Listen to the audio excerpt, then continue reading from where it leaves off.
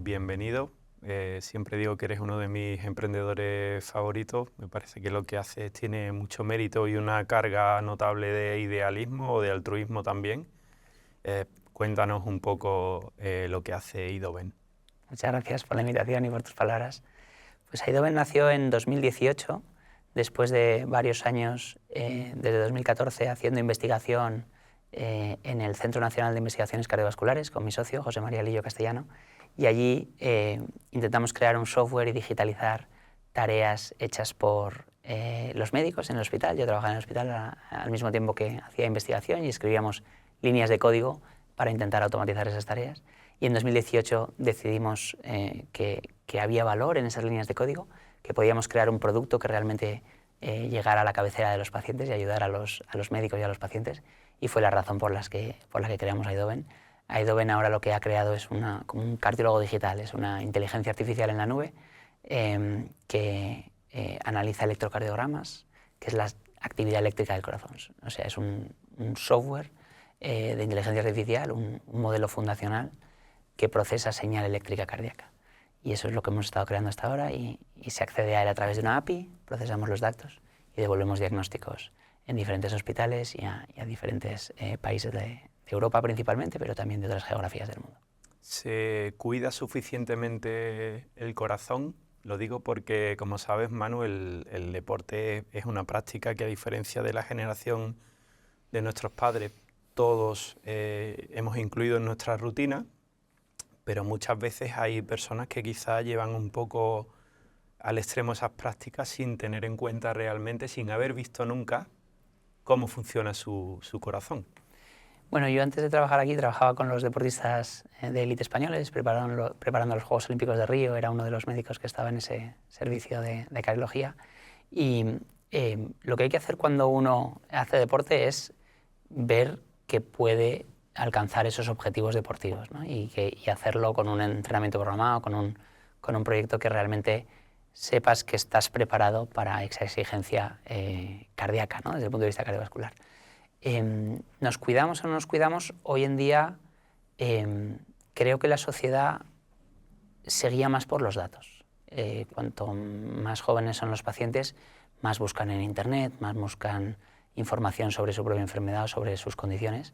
Entonces creo que sí que sabemos encontrar más información sobre cómo cuidarnos.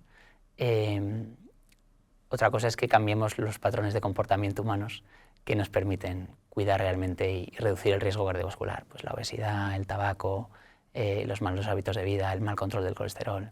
Sabemos que todos esos son papeletas y factores de riesgo que uno va comprando a lo largo de su vida para tener un problema cardíaco en una edad relativamente joven.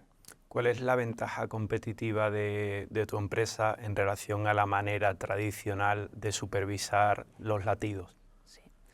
Nosotros la idea que tuvimos y lo que hemos ido construyendo en todos estos años y seguimos construyendo es el proceso actual de diagnosticar un corazón, cómo se procesa la señal eléctrica cardíaca, que es el electrocardiograma, es muy manual. Son casi 1 millón de horas de médico al día lo que se dedica a diagnosticar esos electrocardiogramas o esos electrocardiogramas de larga duración, que se llaman Holters o grabados con Apple Watch o con diferentes dispositivos de wearables.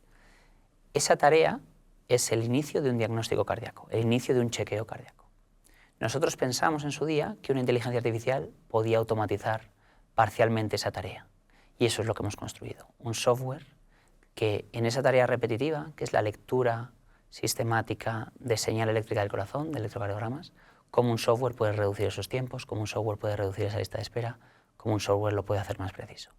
Ahora mismo nuestro software está alcanzando nivel de cardiólogo en algunos diagnósticos concretos y eso significa viabilidad técnica, eso significa que esta tarea que hoy conlleva 1 millón de horas al día de profesionales altamente cualificados, médicos y enfermería, técnicos especialistas en esto, si un software con un modelo SaaS lo puede hacer a través de una API, que una API es la puerta de entrada a un sistema en la nube, pues esos datos igual en el futuro no van a ser analizados como se viene haciendo hoy en día por humanos de forma repetitiva, sino que esos datos van a viajar a data centers y esos datos van a ser analizados en la nube y ese diagnóstico va a volver en cuestión de segundos, como somos capaces de devolverlo ahora mismo, o minutos si es un trazado de larga duración, y no va a tardar 6 meses de lista de espera hasta que un cardiólogo se siente a analizar esos latidos de ese paciente. Y esa fue la idea y eso es lo que estamos construyendo y esa es la belleza de digitalizar un proceso que hoy nos parece disfuncional y que vimos alrededor y todo el mundo lo estaba haciendo igual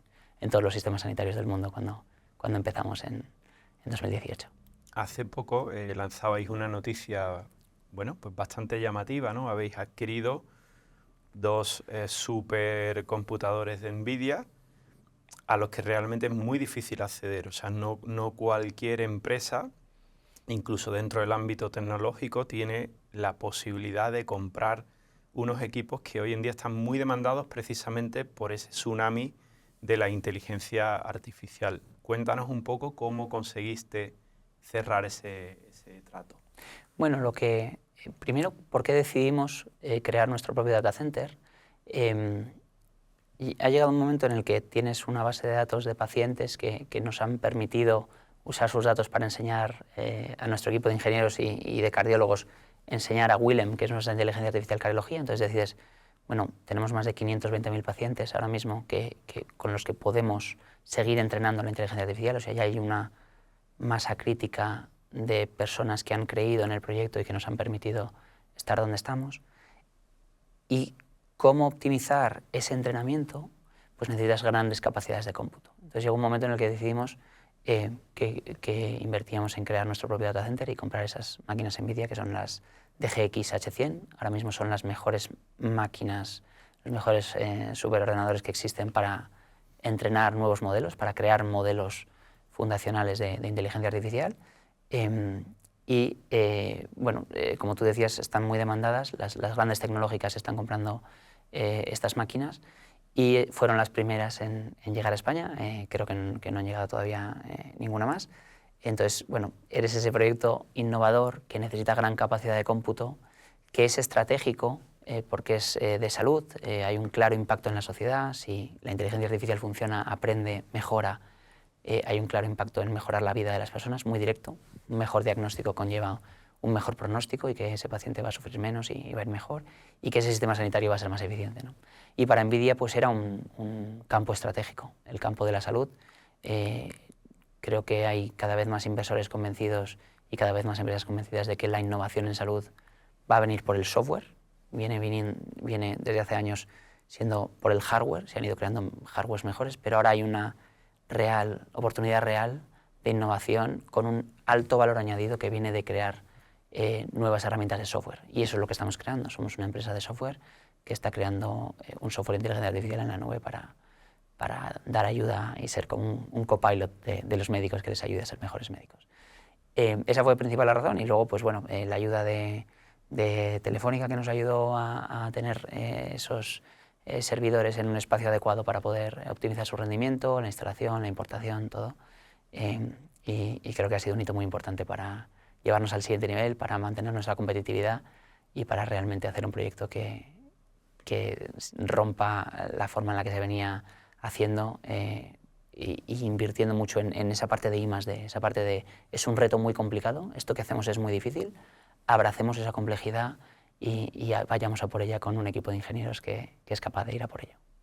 Sé que estáis en una fase nueva y muy ilusionante precisamente por estas adquisiciones, pero el CEO siempre mira un poco más allá, ¿no? ¿Dónde te gustaría situar a Idobe en los próximos 5 años? Nosotros, desde el principio, desde el mes 9 de compañía, uno de los objetivos que pusimos, uno de los OKRs con los que gestionábamos, era diseñar en global.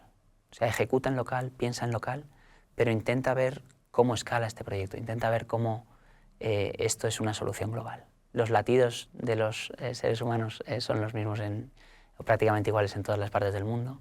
Cómo se graban esos latidos con dispositivos médicos, hardware de electrocardiograma, son los mismos fabricantes en todo el mundo. Puedes convertirte en esa capa de software, en esa API que analiza esos latidos, añadiendo toda la eficiencia y todo el valor que puedes añadir digitalizando el proceso, reducción de costes, reducción de tiempos, medicina personalizada, diagnóstico temprano, predicción, que hicimos algún paper de predicción, ¿no?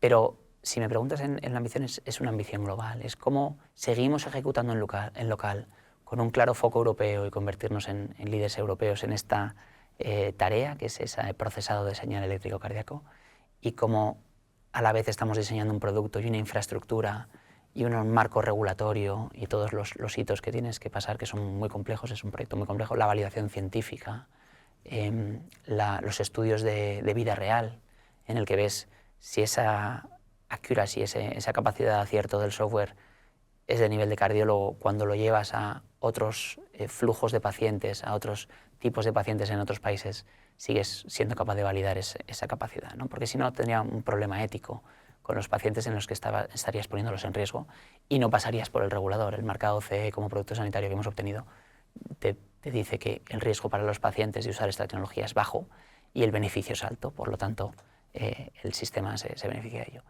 Mi respuesta sería esa, realmente convertirnos en los líderes europeos, que creo que tenemos una oportunidad real de serlo, y validar que ese mercado es un mercado que va a haber una disrupción, va a haber un punto de inflexión en el que esa tarea manual, de repente ya el cambio no es de un 4% anual, sino que hay un año, de un año al siguiente, de repente hay un cambio del 20% de los electrocardiogramas de esas geografías dejan de analizarse puramente a mano y empieza a haber una inteligencia artificial ayudando, como pasaría con los aviones, ¿no? Antes era solo el piloto, empezó a llegar software y ahora el estándar es que un software ayude a los pilotos a dirigir esos aviones. Pues creemos que en salud va a pasar lo mismo en muchos ámbitos y eso es lo que estamos construyendo en cardiología. Y lo tercero es que esa validación y esa ejecución en local y esas operaciones en local permitan crear un proyecto que tiene global y atacar otros mercados que son muy relevantes para nosotros. Muy bien, Manu. Pues buen trabajo y muy buena suerte. Muchísimas gracias. Gracias por la invitación.